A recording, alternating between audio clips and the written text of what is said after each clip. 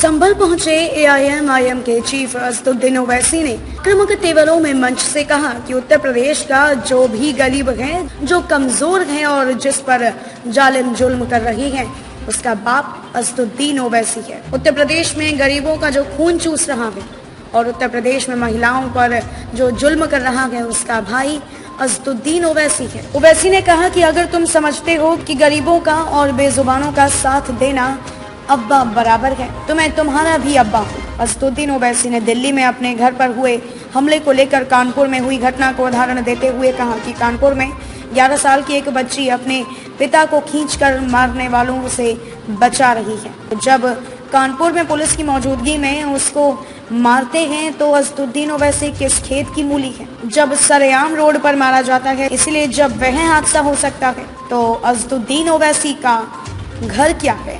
इसी तरह जब मुजफ्फरनगर में 50,000 लोग अपने घर को छोड़कर दूर हो गए तो मेरे घर की क्या कीमत है। ओवैसी ने अखिलेश पर वार करते हुए कहा कि चाचा जान, इरादा क्या है तुम्हारा? क्या अपने बाप से पूछ कर आए हो कि चाचा किसे कहना है? ओवैसी ने कहा कि 2018 में योगी आदित्यनाथ के पास जाकर मुजफ्फरनगर कांड में मुस्लिम महिलाओं के साथ रेप करने का आरोप तुम्हारी बिरादरी के जिन लोगों पर लगा था, उनके खिलाफ दर्ज केस को हटाने के लिए भीख नहीं मांगी थी।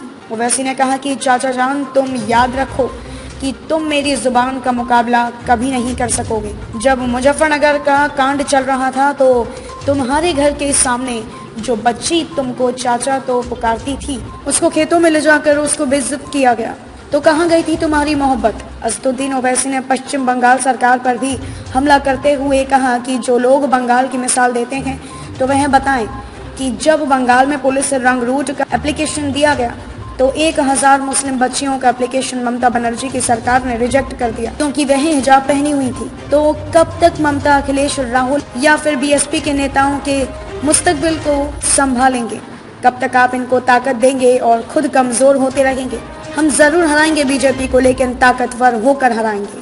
ओवैसी ने योगी सरकार पर मुस्लिमों के साथ पक्षपात का आरोप लगाते हुए कहा कि संभल में केवल 4.8 लोगों को कोविड-19 की डोज लगी है। संभल में केवल 30 स्वास्थ्य केंद्र हैं, लेकिन बलिया में 81 हैं, क्योंकि बलिया में 8% मुसलमान हैं और संभल में 31%। लेकिन जब मुख्यमंत्री से बलिया में 6% मुसलमान होने के बावजूद 81 स्वास्थ्य केंद्र और संभल में केवल 31 स्वास्थ्य केंद्र हैं, तो मुख्यमंत्री जवाब देंगे कि वहां पर अब्बाजान कम है। ओवैसी ने कहा कि बीजेपी कहती है सबका साथ सबका विकास, लेकिन हम कहते हैं यह सब झूठ है, क्योंकि PM आवास योजना में जो 2021 से 22 मकान मंजूर किए गए थे, उसमें बताए योगी और मोदी के कितने मुसलमानों को मकान दिया है। हाँ चलिए चलिए भाई सर एक सवाल है सर, हिंदू संगठन के लोगों ने जो कल हमला किया है, हिंदू संगठन के लोगों ने कल आपके नवाज पर जो हमला किया है सर क्या कहना है सर? बोल दी कल आदमी बोल दी पूरा कवर कर दिया। सर धर्मांतरण के आरोप में जैसा मौलाना कलीम सिद्दीकी की जैसा गिरफ्तारी हुई है सर, किस तरह मानते हैं? हम चाहते हैं कि एक इम्पार्शियल इंक्वायरी हो और कलीम सिद्दीकी साहब बड़े इम्पोर्टेंट और जिम्मेदार आदमी है और हम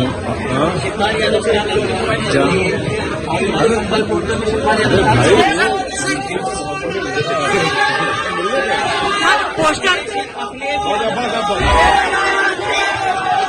बहस कर लो कि असदुद्दीन ओवैसी के इलेक्शन लड़ने से बीजेपी को फायदा होता है या नुकसान होता है। कोई सामने नहीं आ सकता, कोई बैठ नहीं सकता 5 मिनट तेरे सामने। बिहार के बारे में 19 सीट हम लड़े, 5 पर हमारे विधायक कामयाब हुए। 9 सीट पर कांग्रेस और राजद के लोग जीत गए और 6 सीट पर 5 सीट पर जेडीयू बीजेपी जीती। और फिर ये तमाम लोग कहते वोट काटता है, ध्रुवीकरण करता है, पोलराइजेशन करता है। अरे अगर पोलराइजेशन मैं करता तो पूरे 19 के 19 मुझे जीतना चाहिए था, पूरे 19 के 19 मुझे जीतना चाहिए था, मगर खुद हार के और इल्जाम असदुद्दीन ओवैसी पर लगा के 5 विधायक हमारे जीते तो पूरे भारत में तूफान मच गया कि कैसे मजलिस के MLA जीत कर आ गए बिहार में।